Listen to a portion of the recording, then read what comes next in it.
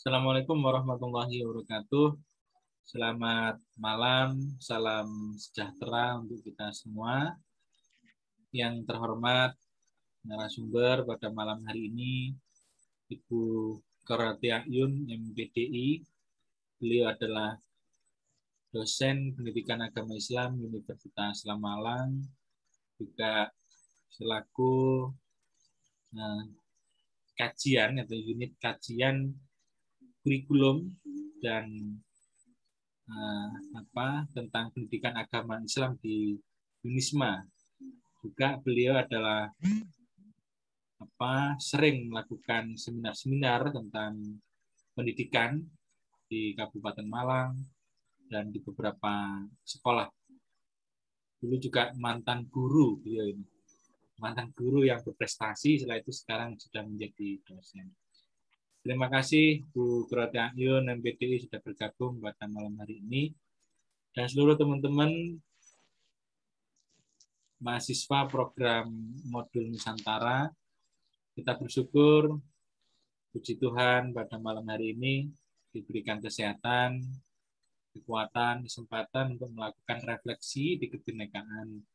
Sebelumnya, dua kebinekaan yang membicarakan tentang bagaimana kita memahami agama lain, yang itu menjadi bagaimana nanti muncul satu sikap toleransi antar beragama, antar umat beragama. Ini menjadi sangat penting, nanti bisa digambarkan seperti apa toleransi-toleransi yang ada di daerahnya masing-masing dan seharusnya seperti apa ke depannya untuk menjaga itu.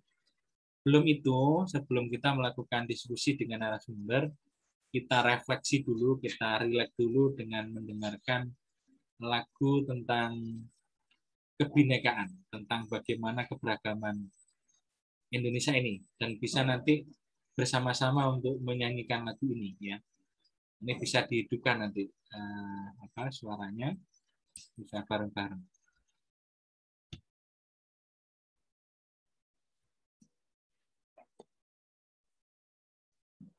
Sudah kelihatan ya?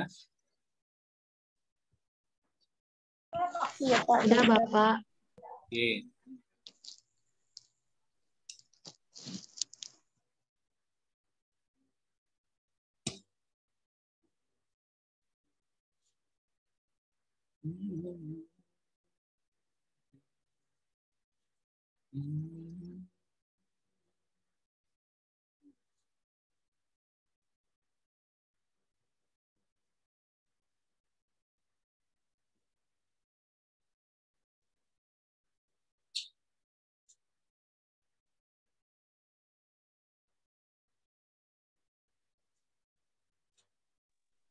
Mohon maaf Bapak, suaranya tidak ada Pak.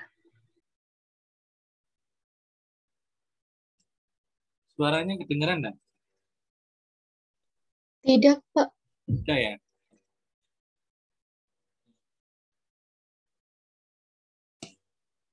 Ini enggak kedengeran ini? Enggak? Enggak ada suaranya Pak. Belum ada Pak. Oke. Kita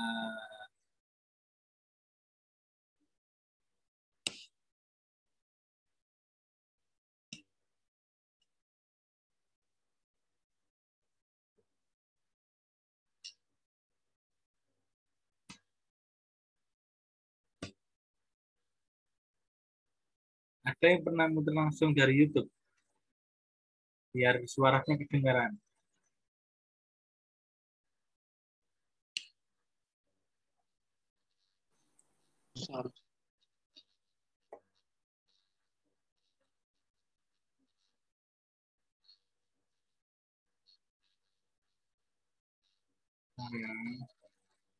Tadi sudah saya coba kedengaran itu.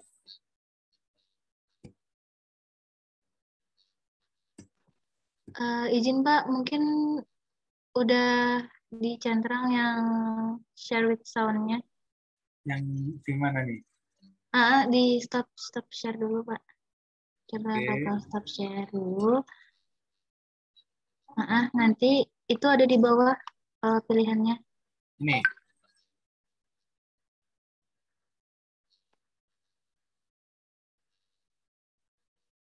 Yang mana Mbaknya?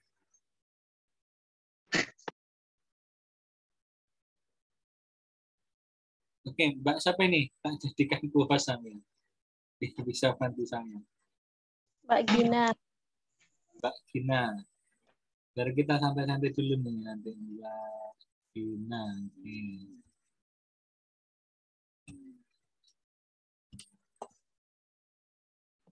Itu ada saya kirim di grup, Pak, gambarnya. Sudah tak jadikan kuasa Mbak. Bisa bantu juga.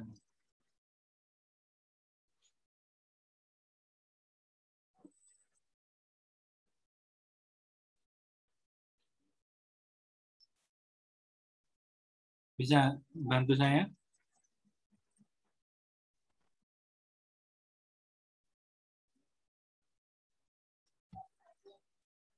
Oke, ini sudah.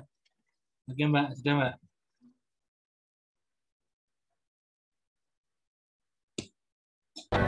Indonesia is not just wonderful. Saya. Indonesia is Ya, Pak. Nggak ada, Pak. Yuk, bisa nyanyi bareng itu.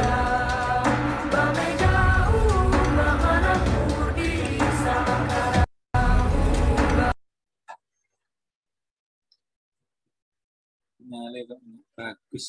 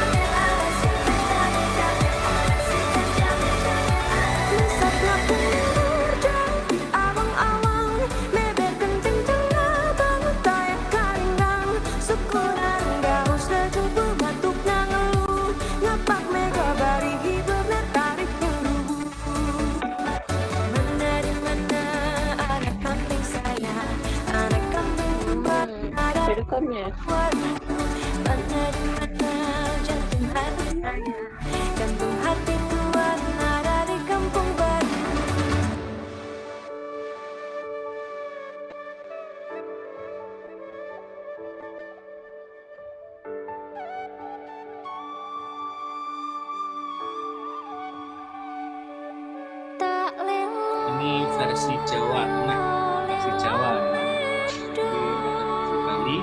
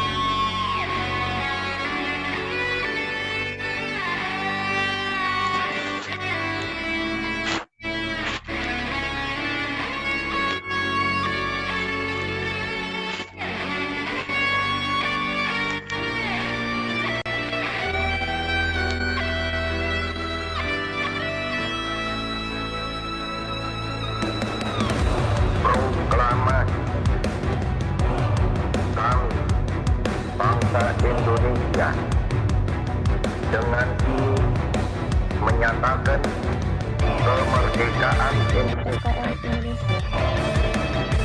Hal-hal yang mengenai perpindahan kekuasaan dan lain-lain Diselenggarakan diselenggarakan dengan cara tempo yang dan sesingkat-singkatnya. dalam tempo yang singkat-singkatnya. Jakarta, 17 Agustus 1945, atas nama bangsa Indonesia, Soekarno Hatta.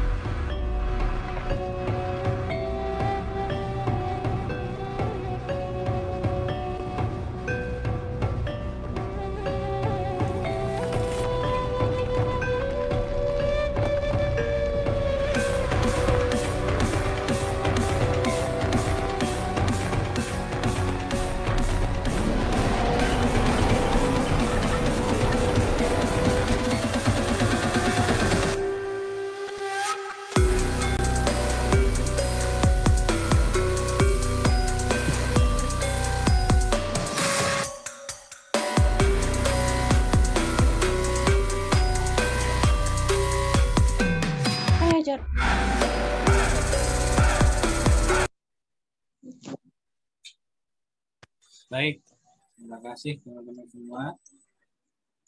Sudah sambil santai. Setelah ini kita akan ikuti pengantar dari narasumber. Setelah itu dilanjutkan dengan diskusi yang akan difasilitasi oleh narasumber. Nah, karenanya yang memang bisa dihidupkan kameranya on cam, bisa on cam. Karena beberapa tadi sudah izin karena ada yang sakit, ada yang di jalan juga memang sinyalnya agak sulit di beberapa daerah. Saya persilahkan untuk Ibu Khoratia Ayun MPDI untuk memberikan pengantar dan melanjutkan untuk diskusinya. Padanya disilahkan. Baik, terima kasih Pak Imam. Untuk cross check aja, suara saya apa bisa didengar? Sangat jelas. Bisa, Bu. Oke, siap. Bisa, Ibu. Bismillahirrahmanirrahim. Assalamualaikum warahmatullahi wabarakatuh. Salam Om Swastiastu, salam sejahtera buat kita semua. Saya sangat bahagia sekali malam hari ini.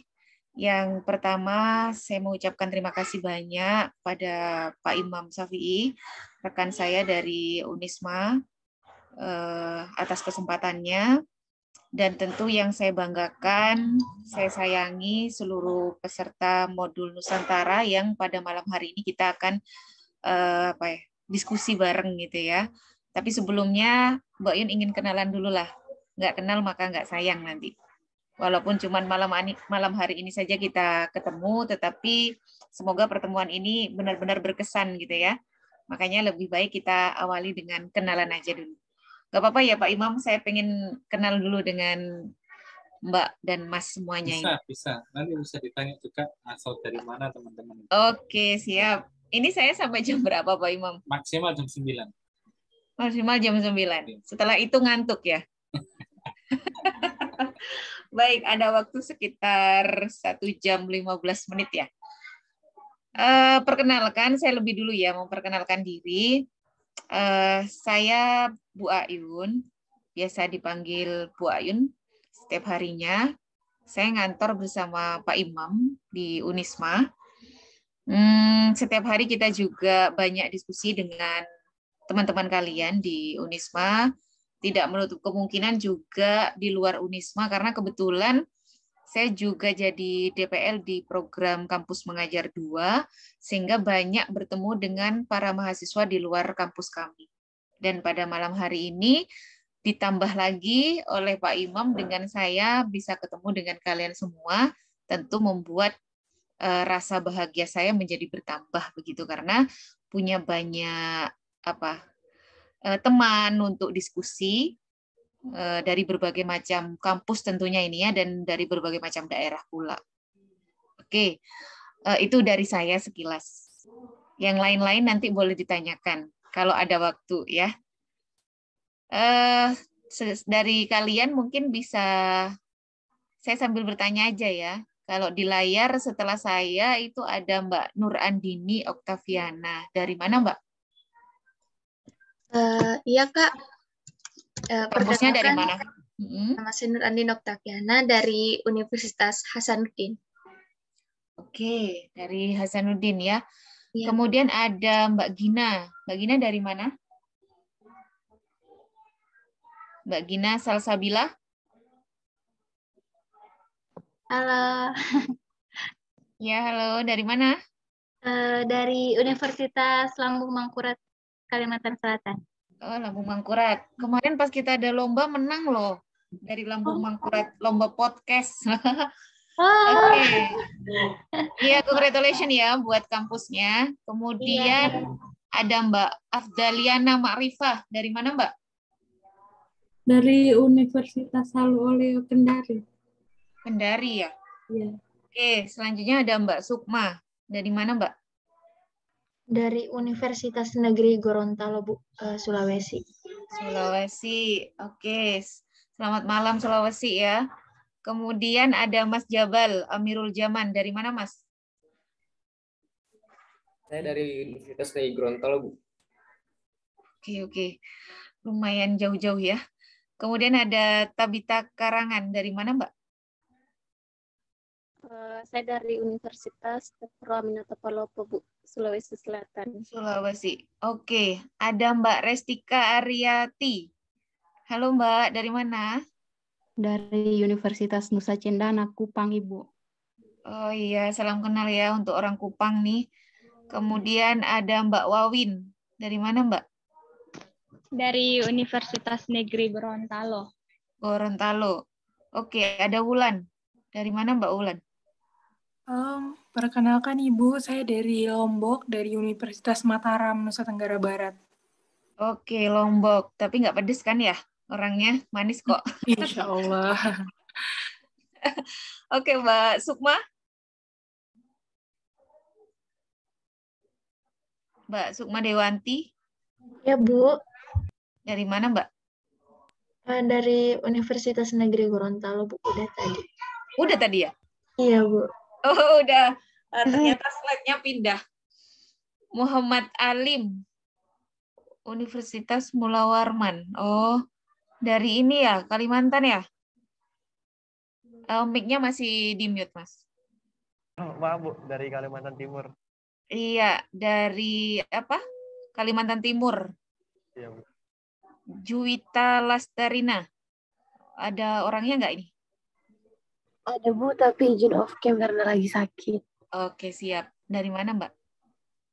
Dari Universitas Lambung Mangkurat juga, Bu. Oh, dari Lambung Mangkurat juga. Ratu Alia, terakhir nih. Dari mana, Mbak?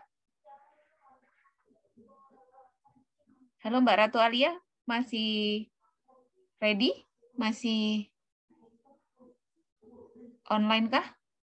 Oke, mungkin lagi ke kamar mandi ya. Ada nggak yang belum kenalan ini? Sudah ya? Ini benar-benar Nusantara banget ya, Pak Imam ya? Nusantara banget ini. Betul, Bu. Betul, Bu.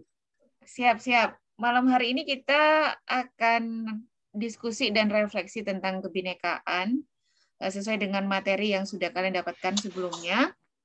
Sedikit pengantar dari saya untuk membuat suasananya lebih hangat gitu ya, biar nanti diskusinya jadi lebih terasa. Baik, sedikit refleksi atau review buat kita semua agar kita lebih bisa menghargai dan mencintai negara kita Indonesia ya, yang sangat luar biasa ini dengan julukan negara kepulauan gitu ya, dengan julukan masyarakat yang majemuk, dengan julukan masyarakatnya yang keberagaman. Nah, itu merupakan anugerah Tuhan yang sangat luar biasa kepada kita masyarakat Indonesia, yang menurut saya itu harus kita syukuri.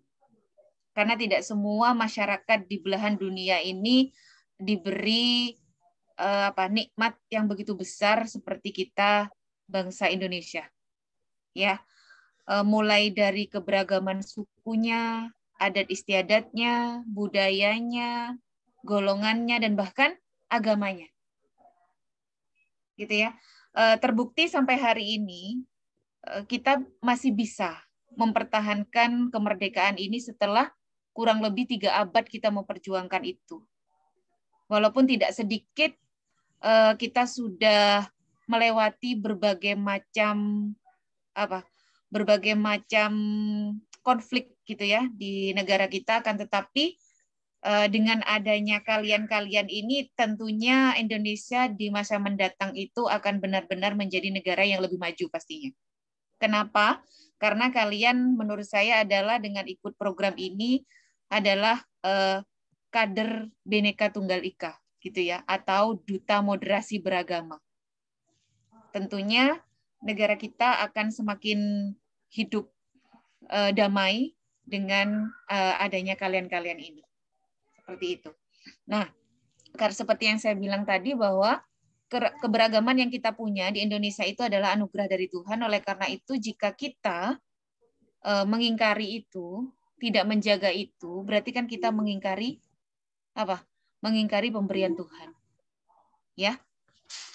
Kemudian keberagaman di Indonesia itu memang tidak bisa kita pungkiri ada dua dampak gitu ya. Ada dampak positif ya, juga ada dampak negatifnya. Dampak positifnya adalah Bhinneka Tunggal Ika, berbeda-beda tetapi satu jua gitu. Artinya kita punya banyak kesempatan untuk benar-benar mengisi kemerdekaan di Indonesia ini dan memajukan bangsa Indonesia ini dengan keberagaman yang kita punya. Dengan kekayaan yang kita punya. Sebagaimana sejarah waktu kita bangsa Indonesia mempertahankan kemerdekaan, kita bisa merdeka itu karena memang seluruh elemen masyarakat di Indonesia yang berbeda-beda tadi itu bersatu. Itu merupakan sejarah yang nggak boleh kita lupakan.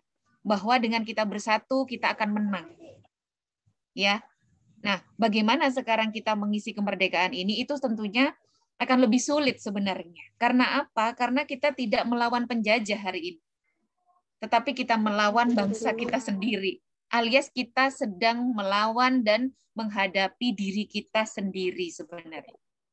Nah, oleh karena itu maka ada dampak negatif di sini yang perlu kita antisipasi bersama. Apa itu? Ya karena kita ini beragam, berbeda-beda, adat istiadat, suku, golongan, dan bahkan agamanya tadi itu, kita rentan untuk terjadi konflik gitu ya. Entah itu internal maupun antar agama, antar suku, antar ras, antar golongan, dan lain sebagainya. Ya, terlebih jika ada beberapa golongan atau oknum yang atas dasar kepentingan pribadinya atau kelompoknya mengatasnamakan kepentingan bersama. Dan yang marak terjadi akhir-akhir ini, apalagi pandemi ini, ada yang namanya politisasi agama gitu ya. Seakan-akan itu untuk kepentingan agama, akan tetapi sebenarnya adalah kepentingan individu atau kelompok saja. Nah, ini hal yang perlu kita antisipasi bersama, yang justru perlu kita perangi gitu ya. Bukan penjajah lagi kan berarti, tetapi diri kita sendiri. Orang di sekeliling kita sendiri gitu kan. Masyarakat Indonesia sendiri. Nah, ini sebenarnya penjajahan yang paling kejam yang akan membuat Indonesia menjadi terpuruk seperti sejarah masa lalu. Tentu kita semua tidak menginginkan itu, kan? Ya, kita tidak menginginkan itu. Karena negara yang tidak merdeka, baik dari penjajahan ataupun dari konflik internal yang Bu Ayun maksud tadi itu tidak akan membawa kedamaian. Ya kan? Kita akan menyengsarakan hidup kita sendiri, anak cucu kita nanti akan hidup serba ketakutan dan lain sebagainya. Itu kan yang akan terjadi, kita melihat negara-negara yang berperang hari ini gitu. Hidupnya tidak tenang, hidupnya penuh dengan ketakutan. Kita tidak menginginkan itu terjadi di Indonesia untuk kesekian kalinya. Sangat tidak diinginkan ya. Nah, istilah-istilah yang sering kita dengar yang menjadi racun dari moderasi beragama itu adalah intoleransi dan radikalisme. Seringnya kita mendengar itu, Mas dan Mbak semuanya, intoleransi dan radikalisme. Gitu ya. Gimana intoleransi dan radikalisme itu masih banyak sebenarnya terjadi di sekitar kita, baik itu kecil maupun hal yang besar. Nah, oleh karena itu apa yang harus kita lakukan hari ini? Dengan adanya program Modul Nusantara ini, saya pikir ini adalah solusi yang sangat cerdas gitu ya, bagaimana mengantisipasi generasi muda seperti kalian ini agar tidak terjebak dalam kasus atau konflik yang berupa intoleransi atau radikalisme tadi itu. Cobalah kita itu kembali kepada ajaran agama kita masing-masing, itu menjadi solusi pertama. Karena apa? Karena di dalam agama apapun pasti diajarkan tentang kebaikan. Iya nggak sih? Semua agama mengajarkan kebaikan. Semua agama mengajarkan cinta kasih. Semua agama mengajarkan apa? Saling menghormati. Tidak ada satu agama pun yang meminta atau mengajarkan untuk bermusuhan. Iya nggak? Semua mengajarkan hal kebaikan. Nah, kita kembali kepada ajaran agama kita masing-masing, gitu ya. Dari situlah nanti kita akan punya pondasi agar kita tidak mudah terjerat dalam kasus-kasus intoleransi atau radikalisme tadi itu. Ya, yang kedua, kita harus benar-benar meyakini falsafah negara kita yaitu Pancasila. Ya, karena hanya Pancasila lah yang bisa mempersatukan masyarakat Indonesia yang beragam tadi itu. Ya, agama dan Pancasila. Pancasila itu sendiri sebenarnya agama itu sendiri sebenarnya sudah masuk di dalam Pancasila.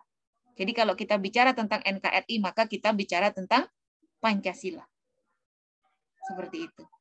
Dengan semboyannya Bhinneka Tunggal Ika tadi itu, ya. Oke. Selamat dan sukses untuk kalian para kader Bhinneka Tunggal Ika, Duta Moderasi Beragama Indonesia. Dan di tangan kalian lah Indonesia ini akan semakin maju dan berkembang, ya, karena kalianlah pembawa kedamaian di masa yang akan datang. Oke, itu mungkin prolog dari Bu Ayun. Selanjutnya saya ingin kita diskusi aja lah. Kita saling sharing. Saya juga belajar di sini. Kalian bisa menyampaikan pendapat, komentar dan lain sebagainya. Begitu juga saya, sehingga nanti kita terjadi diskusi yang efektif dan membawa sesuatu untuk kita impikan bersama-sama dalam tidur kita nanti ya. Agar kita bangun esok hari, kita sudah menjadi pribadi yang lebih baik. Oke, siap? Kita awali dari mana dulu ini? Dari pengantarnya Bu Ayun tadi atau dari materi yang sudah kalian pelajari sebelumnya? Ini ada moderator apa langsung saya handle ini Pak Imo? Saya moderatori aja nggak apa-apa Bu Ayun. Oh gitu. Oke. Oke, siap-siap. Terima kasih Bu Ayun yang sudah memberikan satu pengantar di dalam diskusi malam hari ini. Saya persilakan dari teman-teman yang sudah bergabung di malam hari ini dan tadi sudah disampaikan oleh Bu Ayun yang harapannya dari program Nusantara kalian menjadi satu agen-agen perdamaian di Indonesia ini. Bagaimana tadi sudah dijelaskan tentang keberagaman, toleransi antar agama dan seterusnya, bisa memberikan satu komentar, memberikan pemikiran, tidak harus hanya boleh pengalaman dan ditambahi pemikiran-pemikiran kalian. Saya rasa itu akan menjadi sangat indah diskusi pada malam hari ini. Saya persilahkan pada teman-teman, nanti akan tiga mahasiswa dulu yang menyampaikan, nanti ada yang nanti akan disambung dari Bu Ayun untuk memberikan satu komentar tentang apa yang disampaikan oleh Mbak.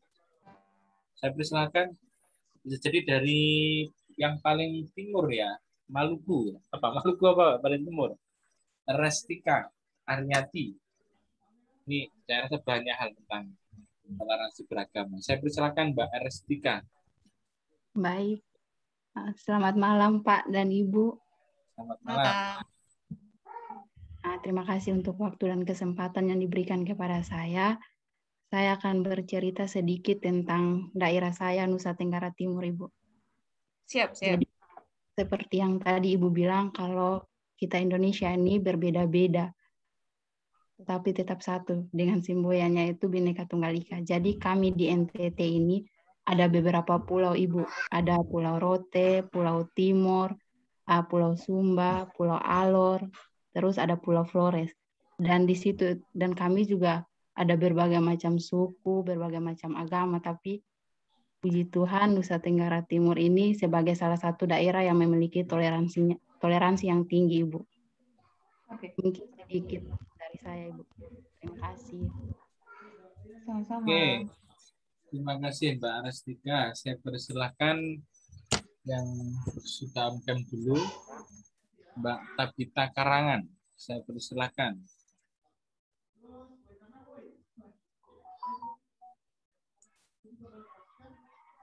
Ya, baik. Terima kasih atas kesempatan yang diberikan kepada saya, Ibu dosen dan Bapak dosen. Ya, saya dari Sulawesi Selatan, dari Palopo. Di daerah saya itu Pak, berbagai macam suku dan budaya. Di sini kami juga masih toleransi Pak. Seperti itu. Terima kasih. Seperti apa mode toleransinya, Mbak? Yang di sana.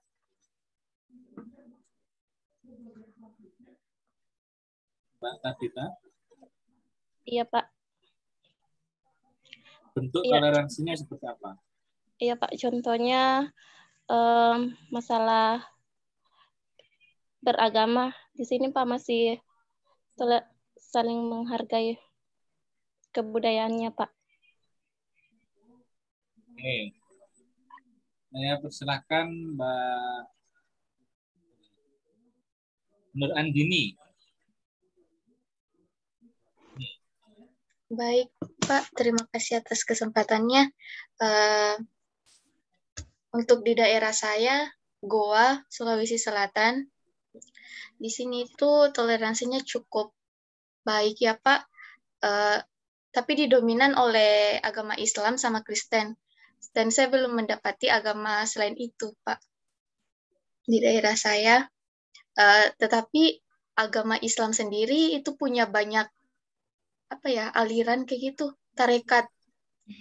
Ya, tarekat. Walaupun ada misalnya kita kan berbeda cara zikirnya, cara adat-adatnya, Pak. Tetapi kita saling yang berbeda tarekat itu tidak mempermasalahkan itu, Pak. Jadi sendiri-sendiri. Kita toleransi kalau kita lagi acara, mereka ikut. Gitu, Pak. Yang hari raya biasanya lebih dulu itu di Goa ya, Mbak ya? Iya. Yang biasanya kan hari rayanya lebih dulu atau lebih? Iya, Pak. Itu di Goa ya? Beda sehari, lebih dulu. Sehari ya? Iya. Kadang juga beda 2 hari. Dan itu bisa saling memahami ya satu dengan lain, dan tidak ada satu problem gitu ya. belum ada, tidak ada sih Pak. Dulu sih pernah ada problem, cuman mereka nggak mau kasih panjang Pak. Oke. Kalau dengan beda agama, toleransi apa yang jenengan apakah sampai lihat di sana? Lebih ke kalau mereka Natal hari rayanya, mereka ajak kami juga untuk merayakan. Ketika kita juga merayakan hari Lebaran ya Pak, mereka juga datang. Biasa bantu-bantu wilayah sekitar masjid untuk sholat. Gitu Pak. Oke. Baik, satu lagi Mbak Sukma Dewanti, satu lagi dulu nanti biar ada feedback dari narasumber pada malam hari. Saya persilakan Mbak Sukma Dewanti. Saya baik, terima kasih. Selamat malam Bapak Ibu. Saya sendiri itu dari daerah Gorontalo. Untuk daerah Gorontalo itu sendiri bisa dibilang toleransinya cukup tinggi antar masyarakat. Itu salah satu contohnya, misalnya lebih ke daerah kota karena saya tinggal di daerah kotanya. Misalnya pada perayaan Imlek atau misalnya Natal. Nah, biasanya itu pemerintah kota ataupun masyarakat sekitar itu diundang untuk menghadiri acara kayak Imlek ataupun Natal. Cuma saya sendiri itu bingung Pak. Misalnya kadang ada kritikan kayak misalnya agama kita itu melarang untuk menghadiri. Padahal kan di situ kita hanya menghargai undangan yang diberikan. Nah, biasanya juga ada yang mengatakan tidak bisa mengucapkan selamat hari Natal atau apapun itu. Jadi saya sendiri agak bingung bagaimana ketika kalau misalnya diundang untuk menghadiri, misalnya ada teman saya yang berbeda agama, kemudian diundang untuk menghadiri, itu kan kita hanya sebagai tamu menghargai undangan yang diberikan, tapi biasanya ada kritikan kayak itu kan beda agama, begitu kayak kan Natal, kita umat Islam tuh nggak bisa. Itu saya sedikit bingung, Pak, Bu. Seperti itu. Oke. Baik, Mbak Sukma, itu menjadi satu diskusi yang juga menarik. Berapa orang atau jadi beberapa kelompok yang memang masih belum sepakat ya dengan bagaimana kita menghargai orang yang Natal sebagainya, apa yang harus dilakukan ya. Itu juga menjadi hal yang sangat menarik untuk menjadi diskusi ya pada malam hari ini. Kalau memang nanti butuh dalil yang itu menjadi penguat apa yang harus dilakukan, akan kami kirim nanti Mbak Sukma ya di waktu yang lain. Nanti akan kami kirim dalil-dalil yang nanti akuratnya di hadisnya nanti bisa menjadi panduan kalau kita ketika menghormati itu boleh, nanti akan kami kirimnya. Saya persilakan Bu Ayun untuk memberikan tanggapan dari beberapa mahasiswa kita ini dan nanti akan dilanjutkan lagi diskusi yang berikutnya. Saya persilakan. Oke, terima kasih Pak Imam dan para mahasiswa yang sudah memberikan gambaran tentang toleransi atau intoleransi beragama yang ada di daerah masing-masing. Gini, Mas Mbak, di masa pandemi begini ini kan justru kasus intoleransi itu semakin marak, ya kan? Kita mungkin tahu bersama bahwa tindakan-tindakan intoleransi itu tidak hanya bersifat fisik. Mungkin kalau yang bersifat fisik kita sudah banyak menjumpai peristiwa-peristiwanya. Penyerangan terhadap para tokoh agama begitu ya di tempat peribadatannya masing-masing, entah itu berupa bom bunuh diri, entah itu berupa penembakan gitu kan, atau mungkin penyerangan, pengusiran dari tempat ibadat masing-masing. Akan tetapi di masa pandemi ini itu kan justru penyerangan itu sifatnya malah justru ini berupa verbal begitu ya, secara lisan, atau yang kita sebut atau kita ketahui bersama dengan istilah penistaan agama gitu ya, lewat media sosial. Jadi justru ketika kita tidak bisa beribadat keluar, itu kita tetap saja diserang gitu ya lewat media sosial dengan penistaan atau kata cacian atau kata-kata kasar kepada pihak-pihak tertentu. Nah, kalian ini kan kaum intelektual yang paham tentang bagaimana menghargai satu sama lain antar umat beragama itu. Bagaimana pendapat kalian tentang kasus-kasus itu, khususnya yang penyerangan yang bersifat lisan atau yang marak di media sosial? Dan apa kira-kira langkah yang akan kalian lakukan gitu ya, sebagai akademisi gitu ya, sebagai intelektual muda untuk memberikan pemahaman kepada masyarakat umum? Itu. Siapa kira-kira yang bisa menanggapi?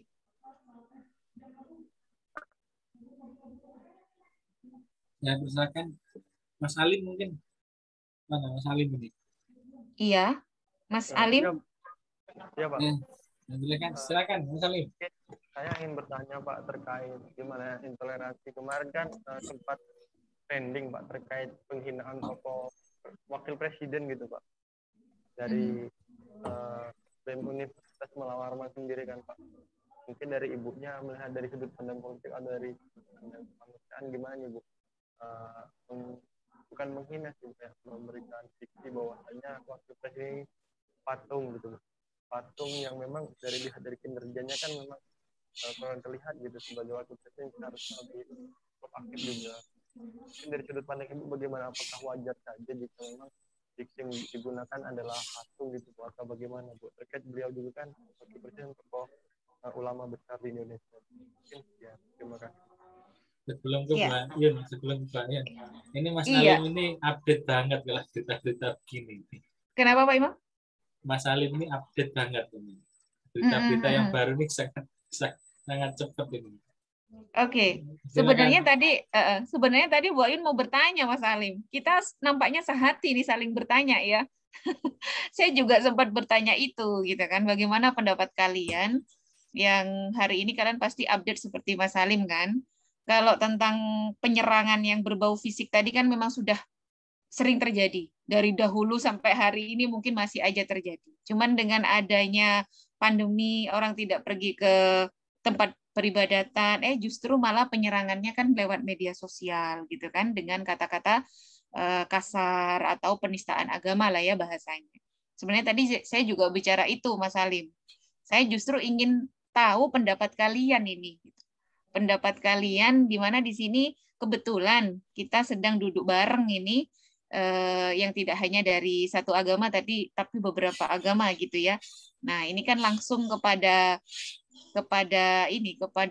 tokohnya atau kepada ahlinya ini.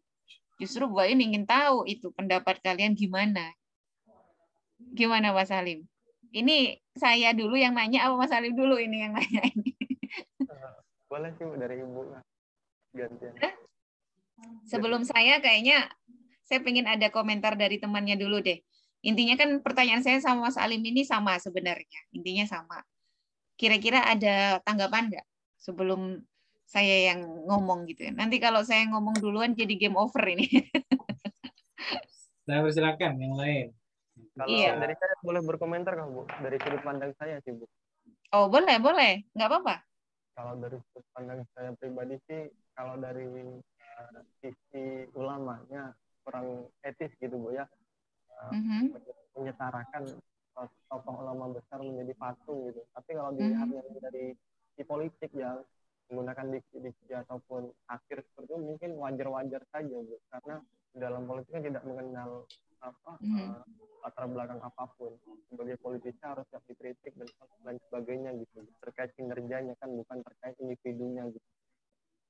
Mungkin dari sudut pandang saya itu. Oke, Mas Alim. Dari pendapatnya Mas Alim seperti itu. Kira-kira pendapat teman-teman yang lain gimana? Kalau dari pendapatnya Mas Alim tadi itu kurang etis ya.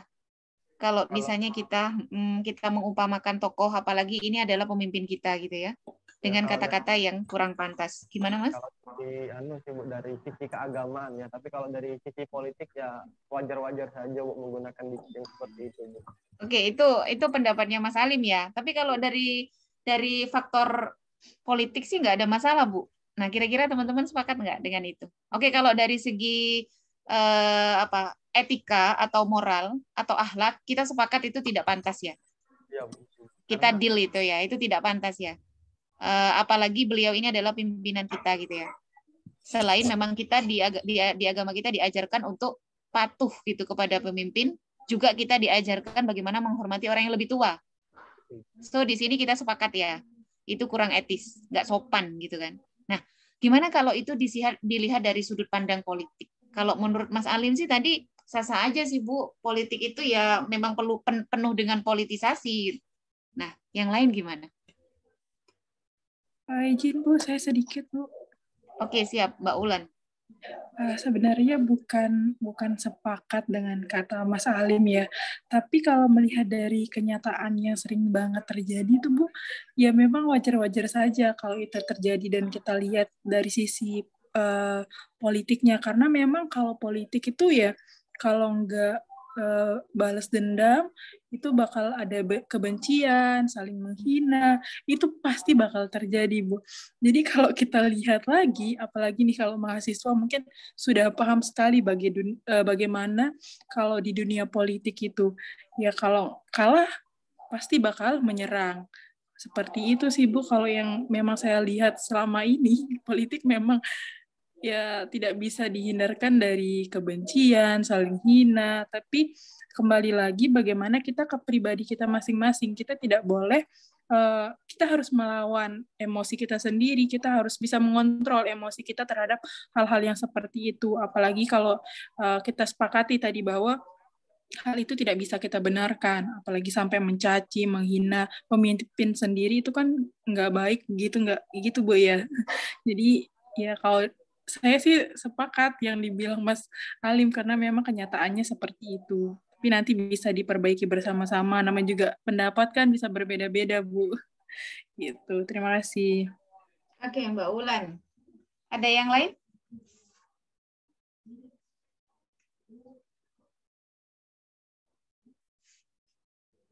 Ada yang lain?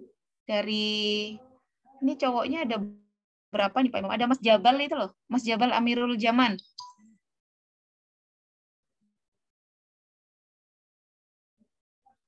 Ada orangnya nggak? Ya, Bu. Ya. Mas Jabal ada komentar atau pendapat lain nggak? Atau mungkin idem dengan pendapatnya Mas Salim dan Mbak Ulan tadi? Kalau pendapat sih Bu, boleh dibilang sama sih ya, karena memang kalau misalkan jika dilihat dalam ranah politik, apalagi jika berbicara masalah kinerja, ya memang wajar-wajar saja jika misalkan seorang pemimpin itu dikritik oleh warga negaranya. Itu Bu. Oke, Mas Jabal ya. Saya penasaran dari pendapatnya Mbak Restika dari yang paling timur ini, gimana ya kira-kira menurut Mbak Restika? Saya juga setuju dengan pendapat teman-teman yang lain, Ibu. Karena kita lihat dari kenyataannya itu seperti itu. Kalau misalnya ada sebelum itu sudah berjanji seperti ini. Tapi kalau misalnya tidak ditepati itu, masyarakat biasanya kritik. Jadi kalau menurut saya itu tidak sah-sah. Tapi kalau kayak tadi yang Ibu bilang, kalau masalah moralnya itu tidak baik Ibu, dan itu kembali lagi itu urusannya yang bersangkutan dengan sang pencipta Ibu. Iya. Oke. Kalau konteksnya itu mengkritik, sebenarnya sah-sah aja. Ya, kalau konteksnya itu mengkritik, itu sah-sah aja. Akan tetapi kalau kritikan kita itu bertujuan untuk memperbaiki dan punya tujuan yang baik, kok alangkah indahnya tujuan yang baik itu dengan cara yang baik. Itu akan lebih auranya lebih positif aja gitu ya, kepada semuanya. Sekarang coba deh kita, kita diposisikan di posisi beliau gitu ya. Atau ini adalah posisi semua manusia lah, saya pikir. Siapa sih yang suka dikritik atau dikatain dengan kata-kata yang tidak enak atau kurang baik gitu ya. Semuanya tidak ada yang suka. Semuanya suka yang baik-baik. Gitu ya. Kalau di dalam ajaran di ajaran agama Islam itu diajarkan kita maka tegurlah, beritahulah sesamamu dengan cara yang baik. Seperti itu. Jangankan dia tidak bersalah gitu. Bersalah pun juga harus dikasih tahu dengan baik-baik. Ya, kalau kita mengenal politik itu sama dengan kotor, politik itu penuh dengan tipu muslihat, politik itu penuh dengan politisasi, gitu ya, dengan mengatasnamakan ini dan itu. Ya, inilah tugas kita bersama, saya pikir. Bagaimana politik itu sama dengan sesuatu yang baik, gitu. Politik sama dengan damai, politik sama dengan untuk kepentingan kejayaan Indonesia gitu, bukan dalam rangka untuk kekuasaan semata, di mana di situ hukum rimba berlaku misalnya. Nah, itu mungkin yang menjadi PR kita juga, karena kalau kita tidak merubahnya dari sekarang, berarti kita kan bagian dari pelaku ini gitu ya, sehingga kita gagal nih untuk menciptakan masyarakat Indonesia yang toleransi tadi itu, yang damai tadi itu, gitu loh. Karena kadang-kadang dengan isu-isu yang terjadi di media sosial, ada penggiringan opini seperti ini, semacam inilah yang kadang-kadang membuat kita terjerumus dalam kasus-kasus intoleransi dan radikalisme itu. Awalnya sih memang sepele ya, Mas Alim, dari perkataan-perkataan atau ujaran-ujaran yang tidak baik gitu kan, kemudian berlanjut pada penistaan agama, akhirnya terjadilah penyerangan gitu secara fisik, kemudian terjadilah konflik, terjadilah perseteruan antar golongan, antar agama, terjadilah kemudian perang antar saudara gitu. Jadi ya tugas kita mengantisipasi mulai dari hal yang terkecil seperti ini, saya pikir. Ya, jadi jangan sampai kita itu paradigma kita itu masih terkonstruk dengan tradisi-tradisi yang kurang baik, gitu ya. Paradigma-paradigma yang menjamur di masyarakat kita, kemudian kita jangan mengafirmasi itu. Justru kita itu harus bisa melawan arus kalau memang itu tidak baik. Itu sih saya pikir. Intinya kan kita ingin damai gitu ya, Indonesia itu. Ingin damai, ingin hidup berdampingan dengan berbagai macam agama, dengan berbagai macam suku, budaya, adat istiadat, golongan, ras, dan lain semacamnya. Yang mana ini merupakan ya tadi anugerah Tuhan yang paling indah, saya pikir, yang memang hanya dimiliki oleh masyarakat Indonesia gitu. Maka hal-hal yang terkecil yang sudah menjadi kebiasaan ini harus kita robah gitu ya. Paradigma kita harus kita geser nih hari ini. Sudahlah, yang terjadi kemarin-kemarin dengan politiknya yang seperti itu, kita jangan ikut-ikutan kayak gitu. Kalian ini adalah generasi Indonesia masa depan yang sudah disiapkan oleh bangsa Indonesia untuk kedamaian bangsa Indonesia. Bukan dengan yang selalu berkonflik seperti yang terjadi sebelum-sebelumnya. Itu saya pikir, Mas Salim ya. Nah, kira-kira sekarang pertanyaan Bu Ayun bisa dilanjutkan nggak ini? Bisa, Bu. Oke. Tadi kan kita menjawab pertanyaan dari Mas Alim gitu ya. Ini tadi sedikit mengganggu pikiran saya adalah tentang media sosial kali ya. Tentang ujaran-ujaran atau penistaan agama yang terjadi di media sosial. Tidak sedikit ya. Dari agama manapun pernah mengalami itu. Nah, kalian sebagai generasi milenial ini kan adalah generasi yang memang berkutat dengan digitalisasi. Media sosial itu menjadi salah satu kebutuhan hidup kalian. Ya, bukan lagi kalian itu berperang di rumah apa istilahnya, tempat beribadah masing-masing, tetapi berperangnya itu di media sosial kan hari ini itu. Nah, langkah apa nih kalian sebagai akademisi, intelektual muda Indonesia yang akan kalian lakukan untuk meminimalisir peristiwa-peristiwa seperti ini? Apa yang akan kalian lakukan? Apa ya, kata lainnya adalah pembersihan media sosial dari kasus-kasus intoleransi dan radikalisme mungkin ya. Lebih ke sana. Apa yang akan kalian lakukan nih?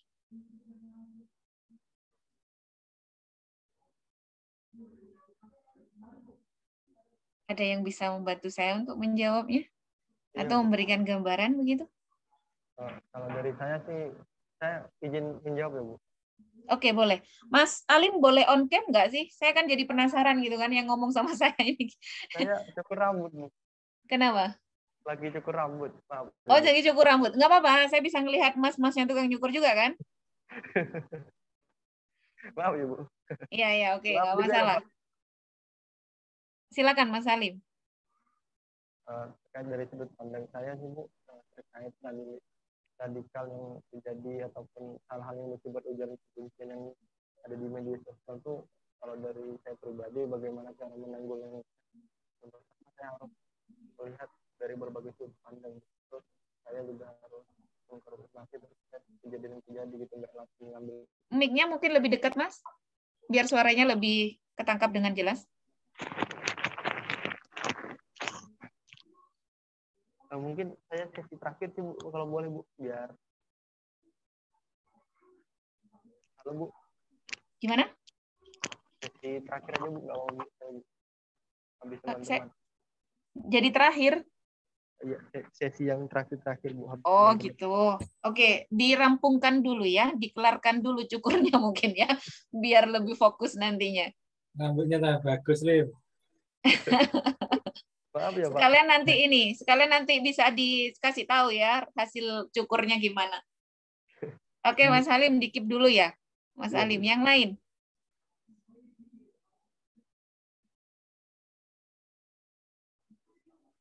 Gimana pendapatnya? Ada Mbak Nur Andini mungkin? Atau sudah mulai ngantuk kali Pak Imam ya? Mbak Andini? Iya, Bu. Kalau menurut saya sih, Bu, saya ambil contoh pada media sosial yang sekarang lagi booming itu TikTok. Sana itu banyak video-video yang kadang memecah belahkan agama-agama yang ada sih, Bu. Betul itu. Iya, banyak sekali, Bu. Kadang saya baca komen-komentarnya, kadang menghina agama ini, menghina agama itu. Kalau menurut saya pribadi sih, Bu,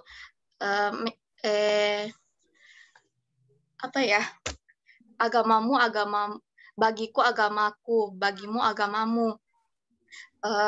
Kita harus melihat sudut pandang mereka, sudut pandang A, sudut pandang B. Kalau misal video tersebut, konten tersebut sudah melebihi batas wajar kritiknya, mending dilaporkan saja. Kan sekarang sudah ada program dari aplikasi untuk melaporkan bagi yang di batas wajar bisa dilaporkan. Sebaiknya dilaporkan saja sih, Bu, kalau menurut saya, agar tidak memecah belah. Itu sih menurut saya sih, Bu. Makasih, Bu. Oke, terima kasih Mbak Nur Andini. Sebelum saya kembalikan ke Pak Imam, mungkin ada satu komentator lagi. Dari Mbak Restika kayaknya dari tadi mau ngomong ini gitu ya. Ekspresinya saya lihat mau ngomong tapi ditahan gitu. Gimana Mbak Restika? Kalau dari saya itu kan seperti yang tadi teman bilang, agamamu, bagiku agamaku, bagimu agamamu. Oke. Jadi seperti yang Ibu bilang juga, setiap agama itu mengajarkan yang kebaikan. Jadi itu kembali kepada tadi yang kayak tadi bilang di TikTok yang membuat konten. Kalau menurut dia kontennya itu tidak memecahkan agama atau tidak menimbulkan hal-hal yang dapat menista agama. Sama itu bisa diupload, tapi kalau kontennya itu dapat menimbulkan menista itu, mending kontennya itu tidak usah diupload supaya menjadi konsumsi publik. Oke. Artinya kan tidak hanya yang harus diedukasi itu bukan hanya masyarakat umum saja, tetapi apa istilahnya? Admin dari media-media sosial itu harus bisa sinergi juga gitu ya, untuk bisa memfilter gitu maksudnya ya Mbak Restika. Memfilter mana akun-akun yang memang pantas untuk di-publish atau tidak gitu. Jadi ada semacam filterisasi gitu ya. Kalau saya boleh menangkap dari apa yang disampaikan Mbak Andini dan Mbak Restika tadi kan, bagaimana kita menghalau ujaran-ujaran yang tidak pantas atau penistaan terhadap agama di media sosial itu solusinya adalah sinergisitas gitu ya. Harus ada sinergisitas gitu ya. Mulai dari masyarakatnya, ya pemerintah juga, ya pengusaha juga gitu ya. Dan juga siapa? Mungkin di tingkat kampus juga, sekolah juga, semua elemen harus benar-benar sinergi. Mungkin seperti itu ya yang bisa saya tangkap. Artinya memang tidak bisa hanya dari satu aspek saja yang menyuarakan toleransi beragama, tetapi semua aspek harus bersuara yang sama. Apa begitu maksudnya ya? Nah, dan yang paling penting harapan saya ini ya secara pribadi ya, inilah anak berapa ini? Ada 8 orang inilah pelopornya. Ya, 8 orang ini kalau bisa mengedukasi orang di sekelilingnya dari kecil sampai besar lagi, saya pikir selesai nih nanti masalah bangsa kita. Ya kan, dimulai dari kalian aja dulu. Aja dari mulai malam hari ini kita berikhtiar dan berusaha untuk menjadi Menjadi duta moderasi beragama ya. Kayaknya itu ada sendiri deh programnya ya Pak Imam. Kemarin yang diikutin Pak Hakim itu. Itu yang Kemenak. Yang Kemenak. Kemendikbud yang ini, yang modul Nusantara ini yang moderasi beragama. Oh gitu, beda istilah aja ya, sebenarnya sama ya substansinya. Oke, kalau kalian kan duta modul Nusantara ya bahasanya. Ya udah dimulai dari duta modul Nusantara ini, saya pikir. Oke, itu Pak Imam mungkin tanggapan yang lumayan panjang dari saya. Baik, terima kasih. Bu Ayun luar biasa malam hari ini sudah banyak pemikiran-pemikiran untuk sharing bersama tentang bagaimana menyikapi intoleransi ya, ini, dan seharusnya kita adalah menjadi agen-agen yang mengembangkan sikap-sikap toleransi. Sebelum kita tutup ya pertemuan pada malam hari ini, mungkin ini menjadi hal yang sangat penting. Kalian adalah menjadi pelopor nanti ke depan untuk bagaimana mengembangkan perdamaian antar agama, antar ukhuwah Islamiyahnya, ukhuwah Basyariahnya, ukhuwah Watoniyahnya. Kita kuatkan bagaimana hubungan antar Islam dengan non-Muslim, agama sesama hubungan antar bangsa ini, dan hubungan antar dunia. Kita juga harus antar manusia itu harus kedepankan perdamaian. Ini akan indah. Saya tertarik satu hal tadi untuk memberikan komentar ya, tentang bagaimana kita memberikan masukan kepada pimpinan. Itu ada cara-cara yang itu harus melalui jalurnya, bukan melewati media sosial yang itu tidak bertuan. Saya ingin menyampaikan bahwa banyak akun yang ada di media sosial itu yang itu memang didesain, memang didesain oleh kelompok-kelompok tertentu agar Indonesia ini tidak damai. Ada satu akun nanti yang mengomentari itu juga grupnya sendiri, agar seakan-akan itu tidak sepakat atau setuju dengan komentar yang sudah ada di atas. Ini harus hati-hati betul sebagai mahasiswa, karena Anda akan terpancing. Sedangkan akun yang seperti itu sudah by design, memang dibuat begitu agar tidak tidak senang dengan pemerintah, tidak senang dengan agama tertentu, agar terjadi satu perpecahan dan sebagainya. Bagi mahasiswa saya rasa analisisnya sangat bagus lah. Mas Salim masih gabung? Mas Salim? Oke. Mas Salim aktif di BEM? Kalau beberapa masa ini kurang sih Pak, kalau di BEM sudah mulai vakum juga. Sebelumnya ya? Sebelumnya aktif sih Pak, dari semester 1 sampai semester 4 karena pandemi kan jadi kegiatan banyak online, jadi rada kurang juga Pak, lebih aktif kegiatan di luar gitu Pak. Baik, dan saya sangat paham lah orang-orang aktivis itu, karena saya termasuk juga aktivis dulu, Bu Ayun juga aktivis. Saya juga pernah di ketua BEM Unisma di pusat, dan pernah menjadi presiden walaupun cuma setahun ya. Jadi sangat wajar lah analisis mahasiswa yang sangat kritis, tapi yang menjadi penting adalah bagaimana kita kritis dan didasari dengan akhlak karimah.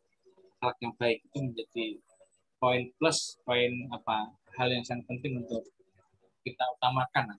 Dan sampai sebagai mahasiswa sama dengan saudara-saudara yang di pinggir jalan itu jangan sampai. Baik, sebelum kita tutup, kita dengarkan lagu yang 4 menit ya. Kita relax dulu biar tidak terlalu tegang ya. Ini saya siapkan tadi ada ini 3 menit.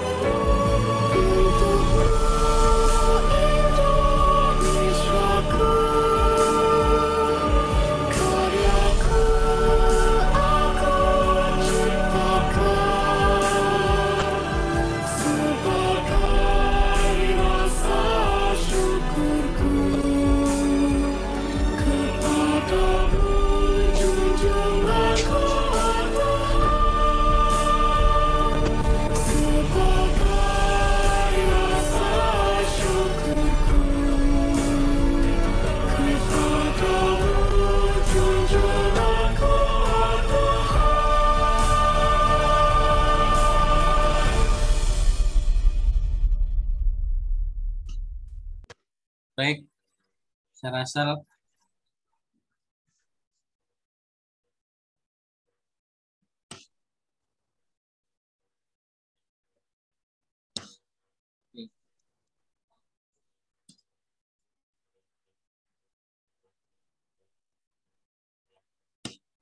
baik teman-teman semua dan Ibu Ayun, saya rasa lagu penutup tadi menjadi satu hal yang menjadi penting untuk kita selalu bangga menjadi bangsa Indonesia ini. Jangan sampai kita sebagai bangsa Indonesia yang tidak pernah bangga dengan bangsa kita sendiri. Saya rasa ini yang perlu kita diskusikan, kita sampaikan. Sekali lagi terima kasih kepada Bu Ayun PTI yang sudah berkenan untuk memberikan materi dan konsultasi dalam diskusi pada malam ini. Dan seluruh teman-teman tadi sudah bergabung sekitar 14 mahasiswa, tapi ada yang hilang sinyalnya, ada yang yalah, enggak apa-apa. Yang penting kita berusaha untuk kegiatan ini. harapannya adalah ke depan kita bisa mengikuti dengan baik, kita buat walaupun luring, walaupun daring, harapannya luring, tapi kalau memang nanti kan terpaksa harus daring, ayo kita coba yang rileks, kita coba yang indah, biar kita tetap semangat untuk melakukan program-program seperti ini. Kita selanjutnya akan mohon maaf, saya tutup malam hari ini. Selamat malam, salam sejahtera. Assalamualaikum warahmatullahi wabarakatuh. Waalaikumsalam. Waalaikumsalam warahmatullahi wabarakatuh.